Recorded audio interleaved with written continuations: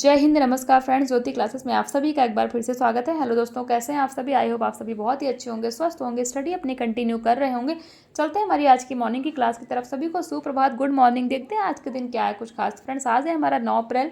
9 अप्रैल की हिस्ट्री देख लेते हैं। वैसे तो बहुत सारी घटनाएं आज के दिन हुई हैं, बट हम कुछ इंपॉर्टेंट पॉइंट्स कवर करते हैं जो कि इंपॉर्टेंट होते हैं। तो चलिए फटाफट आज का हम इंपॉर्टेंट देख लेते हैं क्या है 9 अप्रैल के दिन। फ्रेंड्स, आज के दिन सीआरपीएफ का शौर्य दिवस मनाया जाता है। ध्यान दीजिएगा, सीआरपीएफ जो हमारा सीआरपीएफ जो हमारी संस्था है, जो उनके मतलब जवान, उनका शौर्य दिवस मनाया जाता है। और सीआरपीएफ का फुल फॉर्म क्या है? केंद्रीय रिजर्व पुलिस बल। सीआरपीएफ इट मीन्स केंद्रीय रिजर्व पुलिस बल। यह दिन सीआरपीएफ के जवानों के साहस और उनके बलिदान की याद में के रूप में मनाया जाता है। तो ये तो हमने देखा आज के बारे में कि आज के दिन क्या है कुछ खास। आज है हमारा 9 अप्रैल, और 9 अप्रैल को हम किस दिवस के रूप में मनाते हैं? सीआरपीएफ के शौर्य दिवस के रूप में मनाते हैं। आई होप आज की हिस्ट्री आपको पता लग गई होगी। चलते हैं हमारी होम साइंस की क्लास की तरफ। जैसा कि आप सभी जानते हैं, हम कर रहे हैं हमारी होम साइंस की सीरीज, जिसमें फ्रेंड्स हम क्लास 6 से 12 की बुक को कवर कर रहे हैं, जो कि हमारी कंटिन्यू ही चल रही है। और इसमें अभी तक हमने हमारा क्लास 6 to 9 की बुक कंप्लीट कर लिया है। हम आ गए हमारे क्लास 10 में, और क्लास 10 में फ्रेंड्स हम कर रहे हैं हमारा गृह गणित, यानी कि होम मैथमेटिक्स हम पढ़ रहे हैं, जो कि हमारा बहुत ही इम्पॉर्टेंट है। और आप कह सकते हैं कि बहुत ही ज़्यादा इजी भी है, क्योंकि हमें इसमें बहुत ज़्यादा कुछ पढ़ना नहीं है। तो ये है हमारी आज की क्लास जो भी हम करने वाले हैं। बट अगर जो भी हमने क्लास 6 to 9 की बुक कंप्लीट की है, हमने जितनी पढ़ाई की है, उन वीडियोस को आपने नहीं देखा है तो प्लेलिस्ट में जाके वहाँ से वीडियोस वॉच आउट करके अपने सारे ही कॉन्सेप्ट क्लियर कर सकते हैं, क्योंकि हर एक टॉपिक को हमने बहुत ही डिटेल में किया है फ्रेंड्स। और इतना डिटेल में हमारा पढ़ने का एक ही उद्देश्य कि एक बार आप इस सीरीज़ को देखें, ताकि होम साइंस से रिलेटेड कोई भी डाउट आपके माइंड में ना रह जाए। चाहे आप किसी भी क्लास के लर्नर से, किसी भी कॉम्पिटेटिव एग्जाम की, किसी भी स्टेट की तैयारी कर रहे हैं, या फिर किसी भी फील्ड में होम साइंस से अपना करियर देख रहे हैं, सभी के लिए सीरीज़ काफ़ी हेल्पफुल होने वाली है। तो प्लीज़ चैनल पर नए आए हैं तो चैनल को सब्सक्राइब करके बेल आइकन प्रेस अवश्य कीजिएगा, ताकि आप भी हमारी सीरीज के साथ जुड़ सके। और हाँ फ्रेंड्स, इन वीडियोज़ को ज़्यादा से ज़्यादा अपने दोस्तों के साथ भी शेयर कीजिए, ताकि वो भी इस सीरीज़ का लाभ उठा के हमारे साथ जुड़ सके। तो चलिए चलते हैं हमारी आज की क्लास की तरफ। तो फ्रेंड्स, आज की क्लास में हम करने वाले, जैसा हमने आपको बताया, आज की क्लास में हम क्या कर रहे हैं? हम कर रहे हैं हमारा क्लास 10 का होम मैनेजमेंट का ही पार्ट है। क्या हम कर रहे हैं? गृह गणित। तो देखते हैं उसके बारे में। हमने वो चैप्टर कंप्लीट कर लिया, और गृह गणित में हमने पढ़ा क्या क्या। बहुत सारी चीज़ें हमने पढ़ी है फ्रेंड्स गृह गणित में आप देख सकते हैं, हमने दशमलव संख्याओं का जोड़, घटाव, गुणा, भाग ये देखा है। फिर हमने क्या देखा?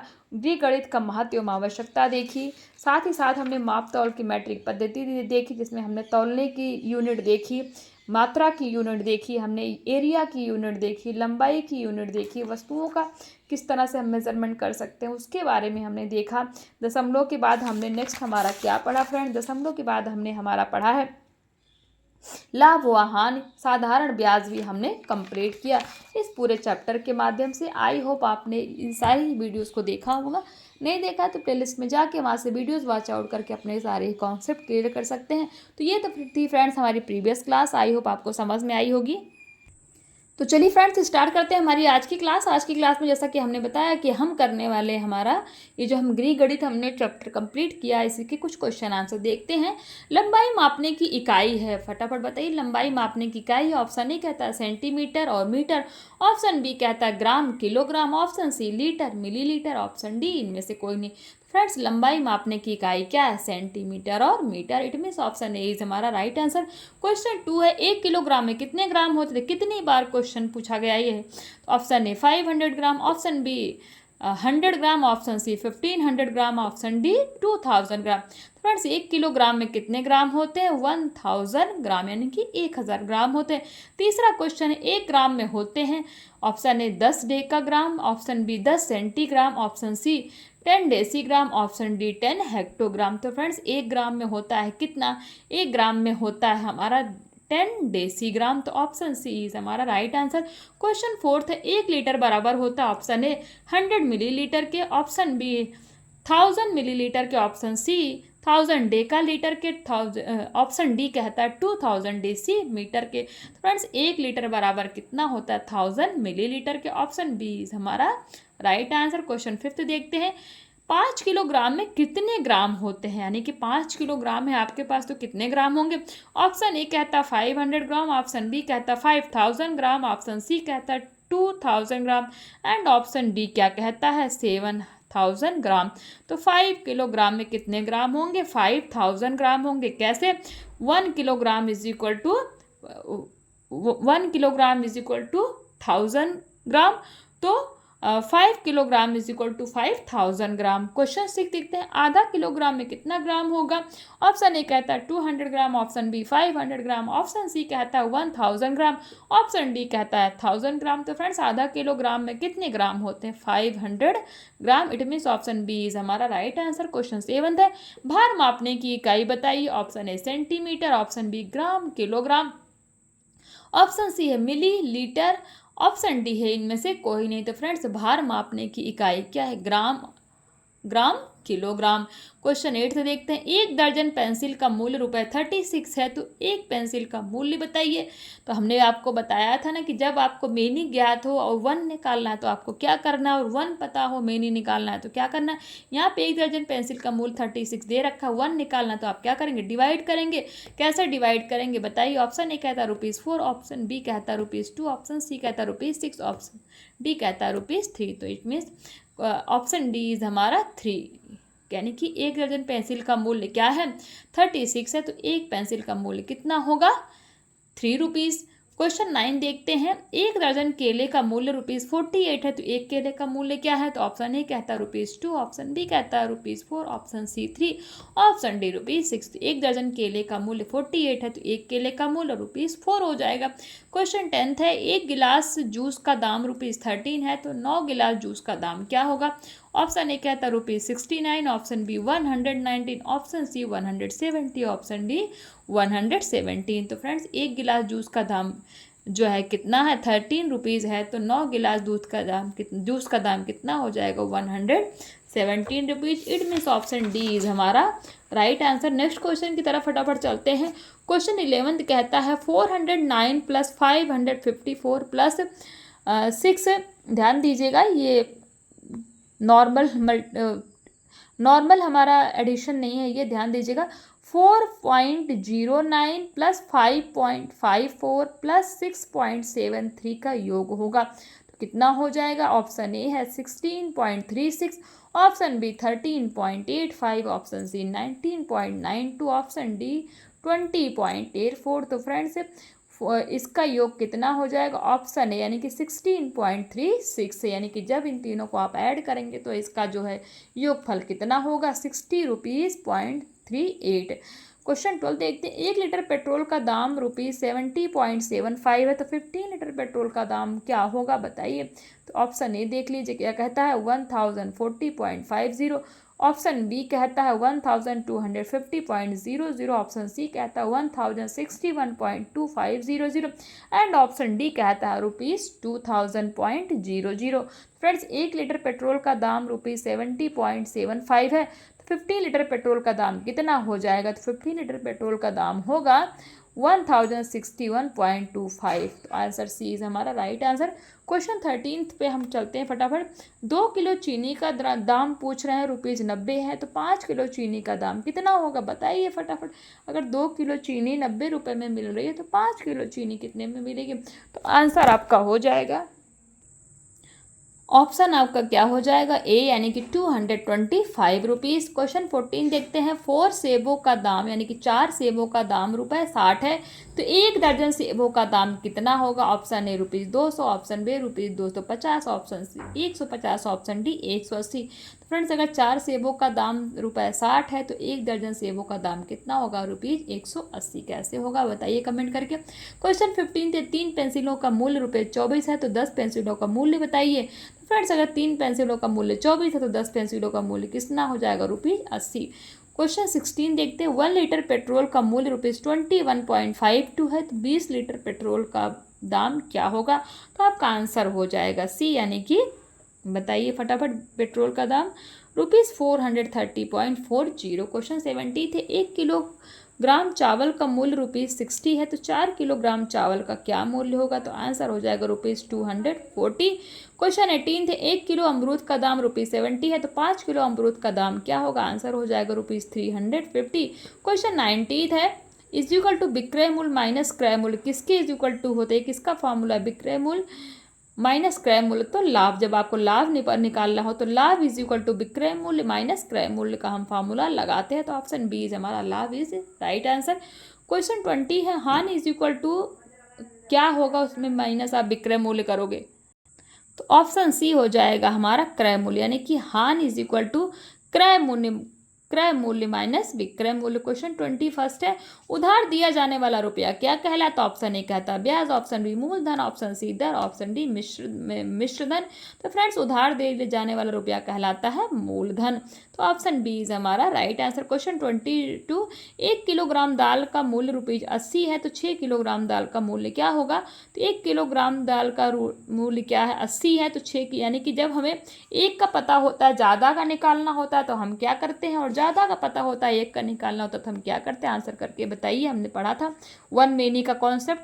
तो हमारा ₹480 हो जाएगा। क्वेश्चन 23 देखते हैं, यदि 1 दर्जन संतरों का मूल्य ₹120 है तो एक संतरे का मूल्य कितना होगा? ध्यान दीजिएगा, इसमें भी 1 दर्जन पूछा है, एक का निकालना, तो आप कौन सा इसमें फॉर्मूला अप्लाई करेंगे, यानी कि क्या आप करेंगे बताइए कमेंट करके। क्वेश्चन 24 इसी तरह, यदि 1 किलो चावल का मूल्य ₹35 है तो 5 किलो चावल का मूल्य क्या होगा? आप बताइए इसको सॉल्व करके। 25 साधारण ब्याज बराबर मूलधन गुणे दर गुणे इंटू कितना होता, हमने पढ़ा था ना, बताइए। ऑप्शन ए मिश्रधन, ऑप्शन बी समय, ऑप्शन सी ब्याज, ऑप्शन डी 10।